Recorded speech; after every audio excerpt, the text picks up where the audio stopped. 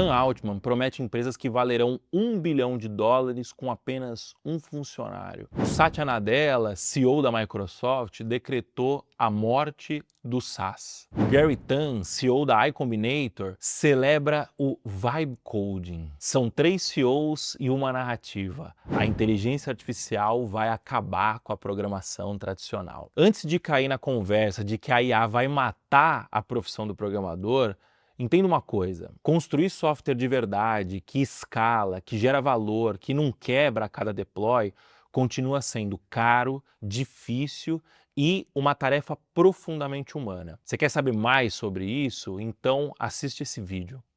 Seja bem-vindo ao canal do Moa. Aqui eu falo sobre o empreendedorismo na prática, sobre a visão de quem está no dia a dia da construção de um negócio digital. A popularização da inteligência artificial, principalmente a inteligência artificial generativa, né, ela trouxe consigo um novo paradigma, né, de que supostamente qualquer pessoa que saiba falar uma linguagem natural, né, português, inglês, vai saber programar. Eu sou programador de formação, né? Eu programo desde os meus 11 anos de idade. Eu fiz análise e desenvolvimento de sistemas na faculdade. Eu tenho uma empresa de software, né? Fui programador durante muitos anos profissionalmente. Mas hoje em dia eu programo muito pouco, né? Assim, programo muito pouco no sentido de escrever código que roda em produção, né? Faço muito pouco isso. Na verdade, não faço mais, né? Não sei qual que...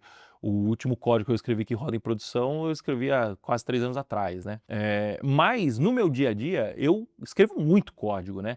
Por que que eu escrevo muito código? Porque eu lido com muitas tarefas operacionais de planilha, automação de levar dado de um lugar para trazer dado para o outro, coletar dado, analisar número, né? Então, o meu trabalho de escritório, digamos assim, ele é totalmente digital, né? E, consequentemente, passível de automação. Então, codar ainda é um ato que acontece no meu dia a dia de trabalho. Se você está curtindo o conteúdo, se inscreve na newsletter do Moa. É grátis e eu envio todo sábado um conteúdo igual a esse, só que muito mais aprofundado, porque é texto, né? Para se inscrever, toca no primeiro link que está aqui na descrição. Valeu! E eu vou te falar que depois do lançamento do ChatGPT, eu não escrevo mais uma linha de código, né? Eu acho que não é exagero dizer que o ChatGPT fica aberto durante todo o meu período de trabalho aqui. Eu estou sempre recorrendo ao ChatGPT e principalmente quando eu preciso escrever algum código de planilha, por exemplo, para poder tratar com dado de planilha, ou escrever algum snippet para colocar dentro do N8N, alguma coisa assim, eu não escrevo mais nada, assim, eu vou para o ChatGPT e peço para ele escrever o código para mim, porque a habilidade dele de escrever código é assustadoramente boa, né? Então, diante disso, né, diante dessa habilidade foda do ChatGPT de escrever código, surgiu uma nova categoria de programadores que se chama Vibe Coders, né? E segundo o próprio ChatGPT, um Vibe Coder é quem programa com base na intuição, sem planejamento estruturado, guiado por sugestões da IA, e com foco mais em fazer funcionar do que construir software sólido e escalável, né? Então, você vê que até o ChatGPT já sabe que o Vibe Coding não vai fazer software sólido, escalável, né? Ele sabe e você está caindo no barulho do Sam Altman, né? Mas beleza, não vou falar sobre isso agora. Mas eu entendo, né? É um negócio assim muito disruptivo, né? A gente vê a capacidade de inteligência de um ChatGPT, né? Inteligência, entre aspas, né? E isso acaba mexendo com as paixões, né? E principalmente mexe com as paixões no sentido do programador virar e falar assim, porra, então a inteligência artificial vai tomar o meu lugar, caramba, né? E aí isso acaba dando margem para declarações de empresas que vão valer $1 bilhão com apenas um funcionário, né? Mas será que isso vai acontecer de verdade? É bem provável que você já passou pela experiência de uma reforma, né? Você vai reformar a cozinha da sua casa, por exemplo, e aí o pedreiro fala para você, não, fica tranquilo que vai custar R$10 mil e daqui um mês está pronto, né? E aí passaram-se 6 meses, você já gastou R$30 mil e aquele pedreiro ainda não terminou de colocar o azulejo na parede, né? Se você não passou por isso, muito provavelmente você conhece alguém que passou por isso, né? Com software não é muito diferente. Quem nunca viveu numa empresa ou contratou um serviço, né, de desenvolvimento de software que era um projetinho super simples, 3 telinhas, que ia demorar uma semana para ficar pronto e de repente passou-se um mês, você já gastou 4 vezes o valor do que você ia gastar e o software ainda não está pronto. Então, assim como reformas, né, projetos de software, principalmente aqueles projetos de escopo fechado, eles costumam se comportar de maneira similar, né? Isso acontece, primeiro de tudo, né, porque um projeto ele tem várias tarefas encadeadas, né? E isso por si só já deixa o projeto muito complexo e muito difícil de prever, né? Então, ó, vou te dar um exemplo para tentar ilustrar isso, né? Imagina que a gente tem um projeto que ele tem 10 etapas e cada uma dessas etapas ela tem uma previsibilidade de 90% para terminar dentro do prazo, né? Se a gente pegar essas probabilidades de 90% dessas 10 etapas e fizer a multiplicação, a gente vai perceber que esse projeto ele tem a chance de terminar com 34,87% aproximadamente de terminar dentro do prazo, né? Então, nesse cenário aqui especificamente, a gente está falando que a cada 3 projetos, 2 vão atrasar e só um vai terminar dentro do prazo, né? Então, óbvio, aqui são números fictícios, né? Mas só para poder ilustrar o meu argumento aqui. Agora, você imagina que projetos de software, por si só, eles já são muito mais complexos porque o software ele roda numa camada abstrata. Então, o ato de escrever código, ele é abstrato. Quando você levanta uma parede, aquela parede existe, aquele tijolo existe, o cimento existe, né? O software não existe fisicamente, né? O que existe é que aquele código vai ser compilado, transformado em bits e bytes e o computador vai ser capaz de processar aqueles bits e aqueles bytes e plotar ali na sua tela, no seu monitor, a representação gráfica do que é aquele software, né? Você percebe, é um negócio muito abstrato. Para entender um pouco mais sobre isso, tem um vídeo muito bom do Renato Augusto, o canal do Renato Augusto, que ele conta a história do colapso do desenvolvimento de software, né, da engenharia de software. Muito bom o vídeo, recomendo fortemente. E aí você pega essa complexidade da abstração e você adiciona outras complexidades que só foram aumentando ao longo do tempo, né? Novas linguagens, novos frameworks, novas tecnologias, uma galera que não vem com um fundamento de base e acaba fazendo coisas muito sem entender do porquê que estão fazendo, por que está usando aquele banco de dados, por que está escrevendo o código daquela maneira, aquela linguagem específica, né? Então, diante de toda essa complexidade, né, a chance de você escrever código errado, né, entre aspas, é muito grande, né? E por que eu coloco o errado entre aspas, né? Porque software escrito de maneira errada funciona e dá para usar. Só que software escrito de maneira errada não escala. O meu amigo Augusto Goulart mandou um vídeo num grupo aqui de programadores que a gente tem, né, falando um pouco sobre isso, né, e ele resumiu isso da melhor forma possível, né. Ele falou que a IA no desenvolvimento de software faz sucesso porque desenvolver software, principalmente web hoje em dia, é manter um castelo de cartas onde tudo quebra todo dia. Construir software de verdade vai muito além de escrever código, né?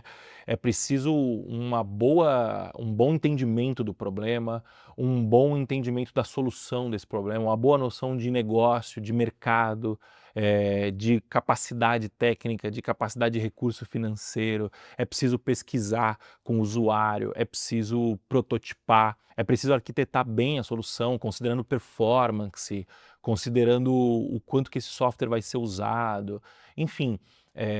Escrever código é só a parte final do processo. Escrever software de qualidade é caro, porque é preciso de um nível intelectual muito grande, é preciso de são muitas disciplinas envolvidas, né? É uma interdisciplinariedade muito grande necessária para escrever código, né? Para você ter uma ideia de quão caro é escrever código de verdade, é escrever software de verdade, uma squad de desenvolvimento de software com um tech lead, um sênior, um pleno, um júnior, um designer e um PM não sai por menos de R$ 1 milhão por ano. Então, a primeira conclusão aqui é que escrever o código é só uma parte do processo, tá? E aí a gente tem que ir para um outro lado também para tentar entender quem é que está falando que a profissão de desenvolvedor de software vai morrer, quem é que está falando que a IA vai tomar todos os empregos, né? Se a gente coloca Sam Altman, o Satya Nadella, que é o CEO da Microsoft, o CEO do Y Combinator, que acho que é o Gary Tan, se não me engano, foram eles que falaram as coisas lá que eu falei no começo do vídeo, né? Que a gente vai ter uma empresa de US$ 1 bilhão com um funcionário só, o SaaS vai morrer, enfim. Essas pessoas, elas têm um interesse direto em que a inteligência artificial siga sendo um hype. Ouvir dessas pessoas algo positivo sobre inteligência artificial é meio que como ouvir do vendedor da loja que essa roupa caiu muito bem em você. É possível que ele esteja falando a verdade? É possível, mas tem um grande interesse, ele tem um grande incentivo para mentir, porque se ele estiver mentindo e a roupa não caiu bem em você, mas ele falar que caiu, você vai comprar a roupa e ele vai levar a comissão. Na minha humildíssima opinião, né, eu estou completamente disposto a revisar essa opinião conforme novos fatos forem aparecendo, né, mas por enquanto eu acho que a IA é muito mais expectativa do que realidade, né? A gente já usa ela no dia a dia, como eu disse para você, eu fico com o ChatGPT aberto quase que o meu dia inteiro de trabalho, né? Mas os ganhos que essa tecnologia trouxe para a gente até agora foram ganhos muito mais de ordem incremental do que de ordem exponencial, né? Então melhorou sim a produtividade, mas eu acho que está muito longe, assim, para não dizer impossível, de você ter uma empresa que vale US$ 1 bilhão com uma pessoa só. Eu acho sim que a IA vai disruptar o nosso mercado, a humanidade como um todo, eu não tenho dúvidas disso. Mais ou menos como aconteceu com a internet lá nos anos 2000, né? Eu acho que cabe sim o paralelo aqui, tá? É uma tecnologia de base, de infra, né? Só que essa disrupção não aconteceu ainda, tá? Eu acho que o que essa galera fala de vibe coding, o Sam Altman falando da empresa de 1 bilhão, o Satya Nadella falando que o SaaS vai morrer, eu acho que isso aí é muito mais bravata marqueteira, né? Tem toda uma indústria que se beneficia desse hype, né? Indústria de venture capital, indústria tech, big tech, né? Eu acredito fortemente que essa disrupção ainda não aconteceu e que essa galera tá falando isso na mídia só para o hype se manter, tá? A IA já aumentou a nossa produtividade, né? Se você quer prototipar alguma coisa, o Lovable é muito bom para isso. Se você quer escrever código mais simples, o Cursor é muito bom, o Copilot é muito bom, Sorcery para poder fazer review de pull request. Você tem diversas, escrever copy, fazer peça publicitária, né? Você tem diversas utilidades atuais já para inteligência artificial. Mas, de novo, são ganhos de produtividade incrementais, não exponenciais. O que eu quero dizer com isso, né? O ganho incremental, ele é uma melhora marginal, né? Ele é uma melhora pequena, digamos assim, né? Então, vamos supor que a gente tinha uma produtividade de 100% e com a inteligência artificial foi para 120%. É um bom ganho, mas não é game changer, né? Tipo assim, seria game changer se a gente fosse de 100% para 500%, para 1000%, entendeu? Então eu acho que esse ganho ainda é incremental. E principalmente o ponto desse vídeo aqui, né, é para você não se deixar enganar por esse barulho, né? Porque escrever software de qualidade continua sendo muito difícil, continua sendo muito desafiador. Não é fácil fazer software. Fazer software bom, fazer software que escala é difícil, é complexo e, consequentemente, é caro. E para produzir esse tipo de software é preciso de fundamento, né? Mais do que nunca agora a gente precisa ter muito claro na nossa cabeça quais são os fundamentos. E Fundamento só vem com muito estudo e com muita experiência, com anos de experiência e com isso, infelizmente, a inteligência artificial não consegue ajudar. E, por fim, desconfie das narrativas de massa, né? Sempre que você ouvir alguém falando, principalmente pessoas grandes, né? Um CEO de uma empresa de bilhão, um presidente de uma nação, né? Um grande influenciador de milhões, centenas, dezenas de milhões de seguidores. Sempre que você ouvir uma pessoa dessa falando alguma coisa, se questiona, né? Fala assim, o que a pessoa ganha falando alguma coisa desse tipo, né?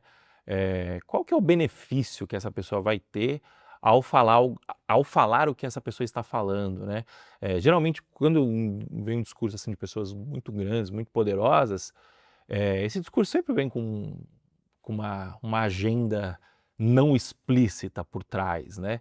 Eu acho que é muito saudável a gente fazer esse tipo de questionamento, não por teoria da conspiração, né? Mas para poder tentar entender quais são os incentivos das pessoas, né?